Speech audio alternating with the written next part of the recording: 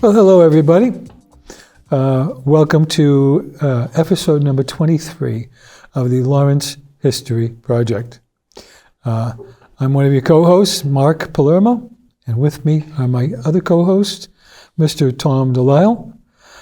Tom is a photographer extraordinaire, not just a guy that takes snapshots. Tom has been doing photography like all in for many, many decades, and his stuff is museum quality. He's a fixture at the feast, and I believe, Tom, did you say you're the official photographer at the Lowell Film Festival? Is that right? The Lowell Music Festival. Music, yeah. Let me get it right. The Lowell Folk Festival. Yes, yeah. That's right. Yeah. Well, they have two official ones. I'm sort of semi-official, which is better for me. The other two, who are great photographers, they get assignments. And I don't need to have an assignment, so I'm freelance. So I'm shooting the same stuff they are. It's a great show. We'll give a little plug for Lowell. I think it's the oldest folk festival in the country. Always the last weekend in July, Friday, Saturday, Sunday. They block off all downtown Lowell. Great food, very safe. The police presence is huge. And if you like world music, it's the best you can get. It's great stuff. Okay, Tom. And let's not forget, last but not least, Mr. Joseph Bella, the local historian extraordinaire.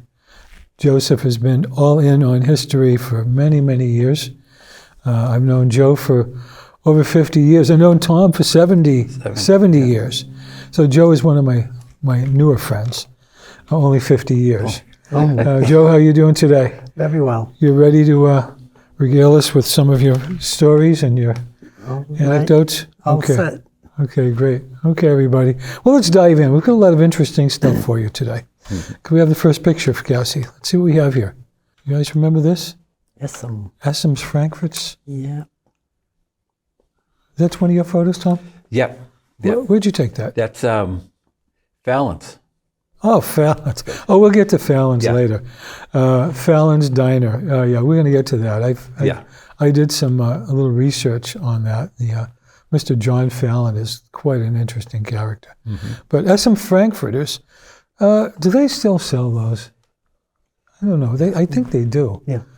They have a special recipe. I think Eastern European, Jewish, or something. It's a very heavy casing. In my collection, I have an Essem hat that folds, a paper hat. Oh, really? Yeah. Essem, Lawrence, Mass. I think they used to wear it Behind the counter? Behind the counter. Yeah, I kind of remember that. Yeah. Protected, but it folds. It's white. Oh, yeah. Essem hot dog, Lawrence, Mass. A lot of people really love them. This square hat. Have to bring that in. Yeah, it folds. Keep the hair off the mouth droppings in the hot dog. Yeah. It's a thing like Moxie. You know, you either love it or hate it. Mm-hmm. You know what I mean? Moxie soda. Yeah. I understand they still make that, don't they? They do. Yeah. Really? Yeah. I like it myself. Mm-hmm. In the summertime when it's hot out, it cools you right off. Oh, yeah. Mm-hmm. The flavor. Oh, yeah. The key is don't drink it warm. Maybe you have to put ice in it. Yeah. And it does have a certain kind of tang. Better cold. Yeah. Cold. Oh, yeah. Yeah. Are they out of Everett? Do you know if they started in Everett? Everett Franks? When Essem closed in Lawrence, I think it was bought by a Maine company. Oh, okay. And I think it's they're made in Maine. The hot dog? Yeah, they kept the name. Mm-hmm. They kept the name Essem. Mm-hmm. Essem. Yesem, it's Essem. This is an attempt to modernize an old institution. Notice the German spelling, dog house and grill. Yeah. A conversion from well, we'll see where it came from. I think the next one shows Old Luttons. Could you show us the next one, please, Cassie? Well, this is the original. This is the one we all know. Yeah. And for many years, an institution, Luttons Frankfurters, became the dog house, H-A-U-S. Mm-hmm. I don't know. There's an expression in Spanish my wife uses. She say, mono, aunque viste de seda, se queda mono. You can take a monkey, dress it in silk, and it's still a monkey. I like that. Or in English, you say the same thing. Where you can't make a a silk purse out of a sow's ear. Sow's ear. Right? Oh, Yes. yeah. Yeah. But I think it's gone now, isn't it?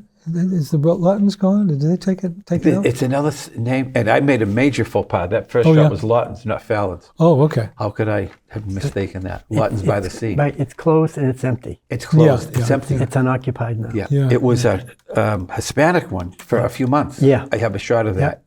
But it didn't last that And they long. still have the indoor fire hydrant. Oh, yeah?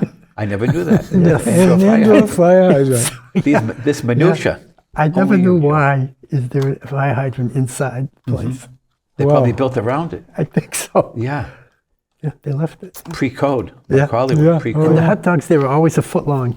Yeah, Oh, delicious. Lawton's. Lot- Yeah. Lawton's by the sea. Next one, please. Oh, okay. That's pretty. The building is still there, isn't it? Yeah. Oh, yeah. My mother Mazzy's always... Bakery. That's gone, isn't it? I think it's a bakery, but not It's not Azzy. it's a Middle Eastern sounding name, but it's still Oh, there. yeah. Yeah. Last time I went though, it was there was a woman there, an elderly lady, and she let me take a shot, and there was some boxes. It still wasn't. I don't know. I think it was in the process maybe of opening or closing, but there's still Yeah. some kind of bakery there Ganji. on Newberry Street. My mother loved Ganji seafoods. Ganji Seafood. Yeah. Every Friday. Oh, yeah. Yeah. Fish on Friday. Yeah. Ganji. Well, we went to Ben's. I mean, Oh, you were around Ben's. the corner from Yeah. Ben's. I was around the corner Yeah. on Lawrence and Saratoga Street. Yeah. Ganji. Sawdust on the floor. They were there a long time. Yeah. Yes. Out of all my years, I think if for a final meal, I think I'd want some Ben's French fries and yeah. fish and chips Fish and Yeah. chips. from Ben's. I've been all over the world, but I think that is my ultimate meal. You know what I mean? Is from And the food. grease in the paper bag. Oh, You know, it was. yeah. It wasn't school. hard healthy, I don't think. Old But school. who cared? Yeah, in those days you didn't care. There And was a line and- outside. and wrapped in newspaper. Newspaper, I yeah. don't think. Did they wrap it in newspaper? I can't remember. Oh, England does that. Yeah. Right. Yeah, the ink, suppose. Oh, yeah. I don't know if it Oh, the ink is nasty. Yeah. Yeah. Yeah. But yeah, there were lines on Fridays outside Ben's, like at the Broadway, like a movie theater. Oh, yeah. You were waiting in line Remember that? outside before drive up. You know, Yeah. it was Yeah. walk up. Yeah. But everyone went to Ben's. Ben's, yeah. Been, Fish and chips. 50 cents for fish, 25 cents for chips. Wow. Remember that? wow. Yeah. Okay, next, please. What else do we have in the grab bag? Well, this was an institution. This was long Yes. before Walmart, Yeah. before Target.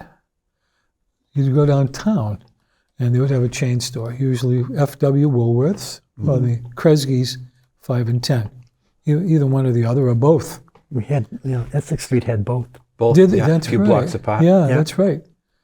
And this was the chain stores in those days. But they had a luncheonette inside. I think that's the next photo. The next one, Cassie, let's see what the next one has. Oh, yes. Yeah. What a great photo. Great shot. He looks like he's having a bowl of chili or a bowl of chili, it looks like. Yeah. See the way he's stabbing at it? Yeah. This is the luncheonette inside of Woolworths. Many times. 25 cents for a hot dog. 25 Yeah. cents for a hot dog. Yeah. Pretty good. Oh, yeah. Those are the days. We won't see that again. No. You're lucky if you can get a hot dog for $5 now. Yeah. There was a place in Newburyport that just before the pandemic, they had 25-cent hot dogs. Wow. Yeah. So it was right on the corner. Yes. 25 cents. My wife and I go to Newburyport quite a lot. And we used to stop in there and get them all the time. Pleasant Street, Main Street, Pleasant in Main the Street. corner. Yeah, there's like an old drugstore there. Yeah, they used to have them right there. Yeah. To serve yourself, 25 cents for a hot dog. But after the pandemic, serving yourself is, you don't know. People are more paranoid about it. They just Yeah. closed it down. Next, let's see what else we have here. I think, yes, what looks to be like a Tom DeLisle photograph, but isn't. This is the inside of Woolworths, isn't it? Mhm. Yeah, Yeah. that's right. Yeah. Just a few booths. Few booths. And in Exeter, New Hampshire, on one of the sidewalks, you see they still have F.W. Woolworth. Oh, yeah. Really? Yeah, there's a spot. It looks like it's like tiles, but it's been there forever. It was wouldn't one be of the s- last Woolworths that was still open. Yeah, I wouldn't be surprised if they still have that in the building is still there. It's just Yeah. it's got a clothing store or some kind. The clock doesn't work though. The clock doesn't work. No, doesn't. It's not correct time. Oh yeah, But yeah. it's still there. It's still there. Oh yeah. Well, those were the old days. Life was downtown. You know, there were no. You know, they didn't really come into the '60s. I think they started building shopping centers on the outskirts of town where land was cheaper, and the trend continued until the present day. More people Everything- drove automobiles. Oh, that's right. Yeah, Later, too. Exactly. Yeah. And like they say about broken clocks, they're right twice a day. That's right. A Broken. broken clock is right twice a day. Yeah. You know, it sounds pretty routine. I had a dream one time, Tom, and it was so astounding. I was in the dream, and somebody asked me what time it was, and I looked at the clock, and I gave the right time. And then somebody said something, it's a broken clock. Yeah, but it was given this right time. And I was so, the way you think in dream time, I said, this is so astounding that the clock didn't give the time. The universe, all the planets and everything aligned and made the clock give the same time. It was an amazing experience. Now I'm back in my routine mind. It doesn't sound so special, but there's different ways of thinking The things. dream mind. I was so astounded. It seems so visceral and amazing that the universe, the alignment of planets and stars and everything was giving the right time. It goes into the nature of time. Anyway, Yes. I'm a bit of a philosopher. You'll have to bear with me here. I hope I'm not boring anybody. Never. Thank you so much. I'm a little odd. Next one, please. Do you guys know what this is? No idea. Okay. No. Well, this is the Lawrence Testing Station. Oh. And remember, Lawrence was a growing industrial city. They're taking the water from the river, nice river water. It started in the mountains. Only one little problem. It had to flow through Lowell on its way here. And there was no filtration plant or anything like that, so they were dumping raw sewage. Raw sewage is a euphemism for you-know-what. E. coli. Yeah, E. coli, and Escherichia coli. turds, okay? Just a river full of turds. Oh. And we're drinking, Laurentians are drinking that, so they said, rightly so, we're going to have a first-rate water filtration system, and they did. And I think it was, do you know when they built that, Joe? The first one was on Island Street, Yeah, near the river. it's That's the still first there, one. I believe. Is it? Yeah, but I don't know if it's decommissioned or what. It was on Island Street? Island Street. Oh, wait a minute. I'm thinking Water Street. So was it on Water Street or Island Street? Island Street Yeah. was they had the for filtration was on Water Street, but that wasn't the clean type. Oh, okay. That was just there to get water and bring it to the residents, Oh, okay. the pipeline, so Yeah. to speak. But it was just all spray, but it wasn't tested then. Oh, yeah, okay. The first testing place was on Island Street, Mm-hmm. and that was closed, and it was moved to where it is today. Oh, Water Street. Yeah. Well, yeah, no, On the side of the river. um, South Lawrence. South Lawrence. It's down off of South Broadway. I can't think of the street, but it's right off of South Broadway. If you're heading south, take a right after that. Sam's Steakout. Yeah, Yes. after Sam's Steakout, take that next right, and that's the. Okay. Billy Oh, Wall. yeah. guess I they know what call you it the mean. Billy Yes, Wall that's right. Okay. testing. Yeah, that's right. That's Yeah, the second right. testing Anyway. facility. Yeah, William Wall. Yeah. Anyway, they brought that in the early, I think it was probably late 10s or early 1920s. And it was state of the art. It was one of the best in the world, which was needed. Oh, yeah. You know? Yeah. But as a byproduct, I don't know if you guys remember growing up, the amount of chlorine they had to put in that water. Yeah. You could smell Like it. Kennedy's Pool. Oh, my Yeah. God. Oh, yeah. Yeah. Oh, yeah. It was like, wow. You Chlorine. could smell it. Yeah. You could smell it in the whole house. Yeah. And, but, But even prior to Lowell, we had Nashua and Manchester, the Merrimack. They were You know, dumping into? They were Well, dumping? they were all dumping. Yeah, That- yes, open came sewer, down. yeah, Yeah. yeah. What a mess. It was, yeah. Well, it was the Class D at that time, I think. The Merrimack, and Class E is dead. Yeah. When they were doing, EPA was coming in. Oh. So it was on its last legs. Yeah. Yeah. What else do we have? What other secrets do we have to uncover in Lawrence? Huh? Scandals. Oh, here's a Oh, beloved the first bishop. bishops. This is the first one. Yeah. Okay. Yep. This is going back. Well, look at the cars there. That looks like what, mid '60s, early '60s. That was down on White Street. Remember that? Yeah. Yeah. White Street, and they moved. Yep. What year was that? About 69, 70? Right after urban renewal. Yeah. Yeah. And where they ended up going, that was originally the spot that given to the Lawrence Eagle Tribune. Oh, I didn't know that. They changed their mind, the city, and said to the Tribune, well, instead of where Bishop's is, we're going to have you go to the South Lawrence Industrial Park. And the Tribune said, well, wait a minute, that's hidden. No one knows where we're gonna be. They can't find us out there. So the Tribune, then the city said, well, too bad, Bishop's got where you guys were gonna get. You guys are going to Industrial Park. So the Tribune said, no, we're moving to North Andover. Bye-bye. Yeah. Again, it must have been connections. I mean, you have a restaurant versus I don't a know. newspaper. yeah. I wasn't there. You don't know that I wasn't backstory. there when it happened. But the Tribune was quite upset, yeah. Oh, I bet. Yeah. Yeah. Industrial Park, it's hidden. Nobody knows how they're going to get the papers out there. Yeah. Wasn't there some bad feelings or something about that?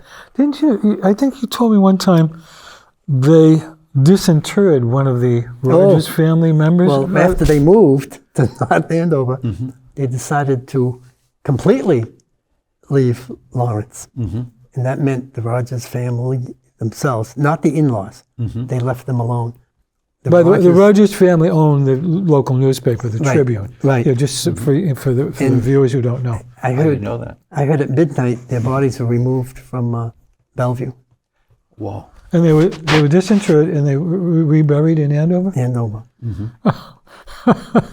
Must have been some hard feelings there, you know. That's what Somebody happened. was pretty PO'd. Hatfields into McCoy. Yeah, wow. Yeah, it was urban renewal. Renewal. Yeah. Yeah, Urban removal. And urban Somebody, renewal. somebody in that city did them a bad deed, I think. They tore down the post office and Yeah, other things. Now there's a McDonald's. Oh, Oh, All the dirty stories. There wouldn't be a body left in Lawrence. in urban renewal, the whole area, you know, down from St. Mary's Church all the way Down down to Essex Street. all the wooden buildings were removed. yeah. Kept the brick. The good and the bad. The good and the bad. Yeah, and the Everything the brick gone. stayed, but the wooden buildings all came down. The tenements. Yeah. There's a great shot in the archives of an aerial shot of that exact area, and it's marked off in red, the ones that are going. Yeah. We will have to show. Oh, I'd love to see yeah. that. Yeah. And it's a big area, like you said. I'd love to know who makes the decision. We should do a show on urban Oh renewal my goodness, Right. yeah. alone. Oh, yeah. Yeah. A lot of stuff went on. Oh yeah, wow. Well, let's see what else we have here. Well, Tom, you and I recognize that. That's the Assumption Church. We got married there.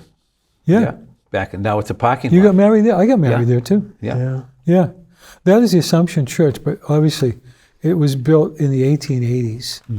It was a German church. Yep. And, you know, of course, they knocked it down about 10 years ago, I believe. Yeah. Yeah. Yeah, the Assumption Church in Lawrence. It's on kind of a Park Street in Lawrence. Yeah. There's a school built. We used to call it the White Church.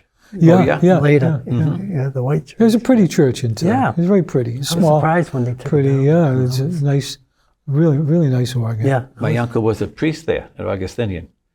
And he was cool. Everybody used to go to his summer masses because 25 minutes max, usually 20 minutes, you were in and out. Wow, no wonder. And because back in the day, I remember when another Father Arch, when he used Oh, to yeah, do it, yeah.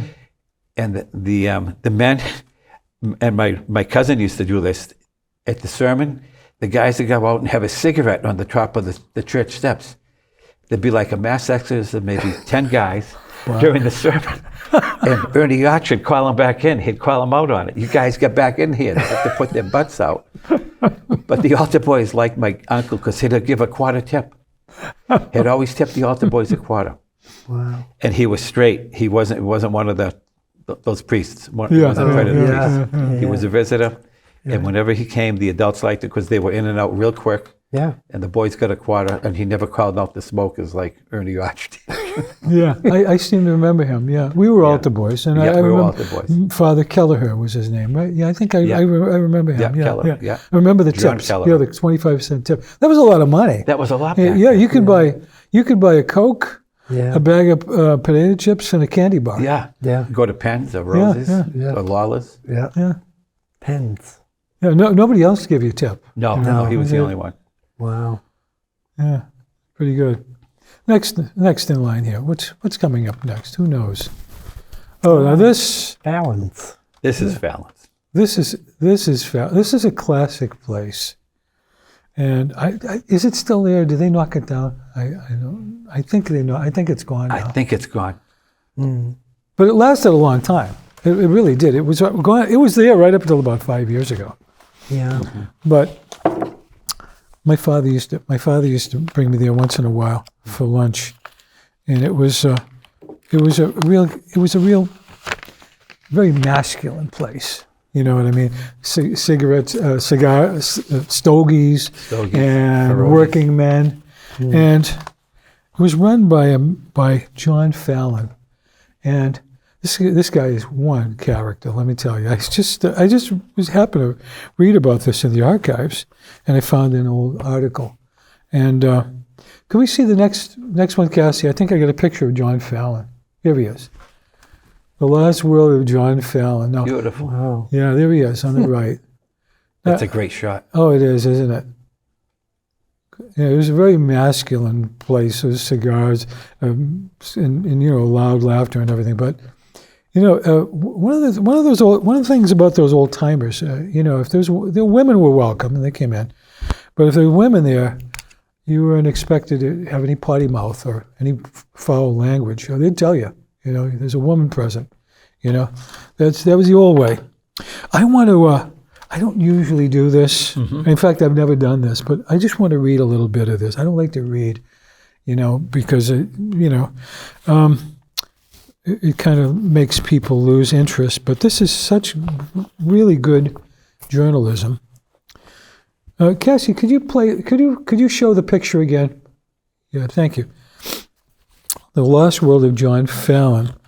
Let me read. It's just by Andrew Coburn. He was a Lawrence Eagle Tribune writer, but from the old style city room journalist, and you can hear it in this guy, the way this guy writes. When guys in this city get together, guys who have been around and knew Lawrence when it should have been a movie instead of a reality, they talk of John Fallon, who fits into this city's history the way his teenage hands used to wiggle into boxing gloves, whose diner was like dynamite that went off on weekends, with Fallon flashing a neon sign to let police know a wagon was needed, whose reputation as a Lawrence politician is supposedly unique. He was the only Paul to leave office without a dime, without a plush job, without a summer home at Seabrook Beach. Fallon, they say, where the hell is he now? And they know perfectly well where he is. They're living quietly with his wife Harriet in an elderly housing project in Lawrence. And they shake their heads because this man could have been a millionaire, could have been anything he wanted to be, this handsome, Cagney-like character born in a Lawrence tenement in 1900. Now, there's a little bit more I want to go into because this tells Beautiful. This tells where he came from. Wait till you hear this. His mother and father died during the year he turned 15, and he went on his own, living alone in a rented room, paying board to a family to mind his 12-year-old sister, working the mills 11 hours a day for $5 a week, and working at night at whatever he could find. A bantamweight boxer, not too many inches over 5 feet, he wandered into the smoky clubs of Lawrence's boxing circuit and peppered opponents with fists too fast to see. This kid with a donut in his stomach, this boy from Bloody City, meaning Lawrence, meaning the gutter in those days.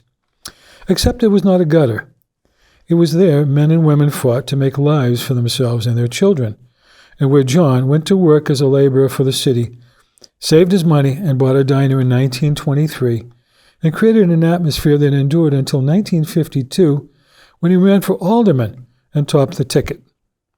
Now, this just one more thing here. This talks to the man, just what kind of man he was. And I remember him, because I was just a kid, but he was very much beloved. So, let's see, here it is. Fallon's Diner, which is what was called a tea room hooked onto it, was not a diner, it was a world. It was where John Fallon could have made a mint and instead fed every free hobo who wandered in, every street urchin who hadn't eaten that day. And Fallon didn't give them donuts. He fed them muffins and eggs and gave them milk to drink. And he cuffed every racetrack bum who came in tapped out, and even lent truckloads of WPA workers money.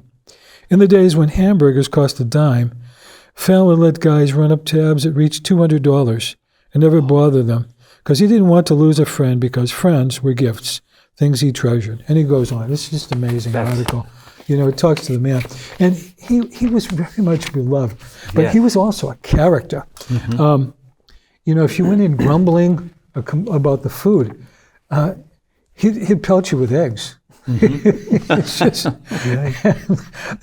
they had quite a lot of fisticuffs and he was quite a practical joker. Yeah. But, you know, I think it just goes to show, like, living hard, coming up hard like that in poverty, it can either damage you, break you, or make you. It makes you a miserable, mean, nasty person, or it makes you kind. It opens your heart like nothing else. I have one of those Fallon for alderman signs. Oh, you have? Yes. I know that name sounded familiar. Yeah. Alderman for Fallon for alderman. I have one, like a regular voting sign that they put up wherever. You know, he was a shoo-in because he helped so many people. Yeah. And, you know, another guy like that was William X. Wall. Absolutely. Oh, yeah. Those are the old-time ward politicians. Ward, he would help anybody. He didn't care who you were. Yeah. He'd help you with anything, you know. I got to get my husband into a veterans hospital. They're full. Can you help me out? He'd just help you. He just helping people all day long. Imagine it. I was thinking the other day, imagine if all of our political leaders had the same mentality of these men. Can you imagine what a world would have? Imagine what a country would have. Oh, my God. They really embodied. I remember Senator Wall had walked into the Cedar Crest Diner. It was like his office. Yeah. And he would talk, he would handle things, you know, having a coffee, 2 or 3 people would come up. Yeah. It was like, you know, all politics is local. Those guys Oh, lived yeah. That's right. And that writing, I mean, I know the Tribune's got a couple of Pulitzers. That writing's Pulitzer quality. Yeah. I mean, it's Mencken quality. It was beautiful writing. Well, you know I'm glad you found that. He did go on. He left Lawrence, and because he writes like a novelist. Yeah, exactly. But you know what? That's how they did. They in those days, don't forget, they had real journalists, reporters, and they went out and they covered the city. Nowadays, what do? They report crime and everything. They just take the police reports and report the police reports. Even on the national level, they just take, you know, the government's version of everything and reprint that. Even newspapers today, they just look like they're printed out internet, sheets from an internet or something like that. That was the real days of journalism. That was. But he did go on to win a lot of prestigious awards. He did. But he obviously cut his teeth. Beautiful The old style journalism, and that was very common. That kind of journalism, very common back right in the 50s when we were just coming of age as kids. Yeah. And the photographers, again, working with the archives. Oh yeah. Tribune had some great photographers. Oh yeah. They could nail a shot. Those, and they still do. I know Carl Russo, Feast guy. Carl. He's been with them forever. Yeah. There's a great tradition of journalism and photojournalism at the Tribune. Yeah, it's still there. Yeah. I remember seeing a picture of Billy Wall on Broadway with a shovel in his trunk open in his car. He's filling a hole because he couldn't wait for the city to do DPW it. to repair the hole. He filled it himself. Filled it, yeah. In Is that right? the daytime, somebody, the newspaper photographed him with a shovel of dirt from the Yeah. trunk, filling in the hole on Broadway. I've got a shot of him in the Cedar Crest Diner. That'll be a Oh, good yeah, shot. yeah. We'll do We a should Cedar get more Crest shots of him, you know. Yeah. That would be great. Yeah. Wow. You know, I'll tell you a little story about my father. But like, Billy, he was a great guy. He was very conservative. He wasn't one of the progressives, Democrat. He was he just helped people. He didn't care who you were, Democrat or Republican. Right. They didn't fit the paradigm, Democrat or Republican, like they do nowadays. But my father was in a lot of these men's organizations, these civic organizations, Lions Club, Exchange Club. And he was at one of those clubs. It might have been the Lawrence Exchange Club. And he was sitting with Billy Wall. And Billy was and Ted Kennedy was the speaker that day. And my father says, oh, he's grumbling, oh, the damn liberal, damn liberal hypocrites, this and that. He you know, he's rich, he should practice what he preaches. There's grumbling and everything.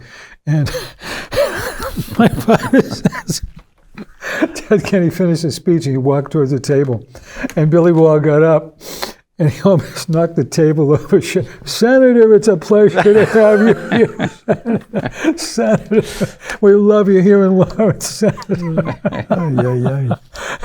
So he knew how to shake hands. Yeah. That's what being a politician is He about. represented the city. He took a bullet for the city of Lawrence. Oh, sure. Yeah.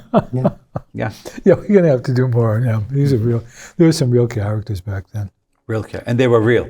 Yeah. They were characters and they were real. Yeah. Not like the fake, two-dimensional people out there today. Yeah.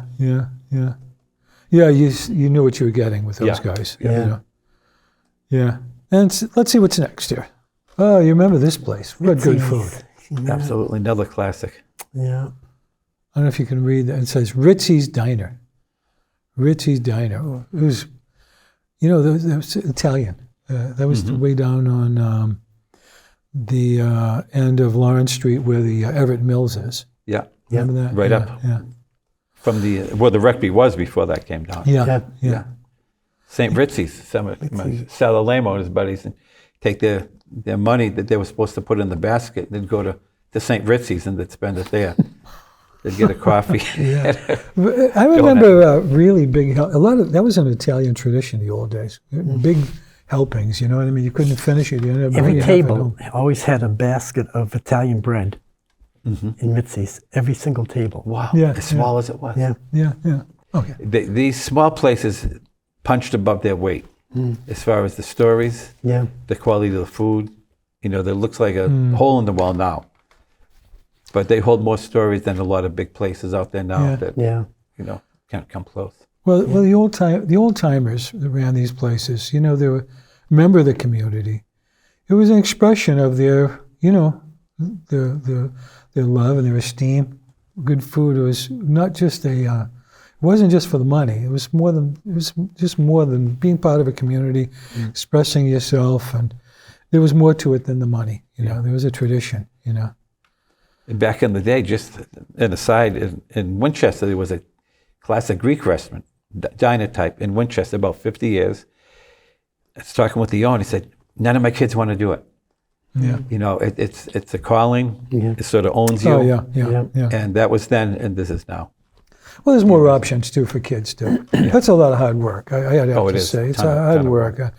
And people are picky.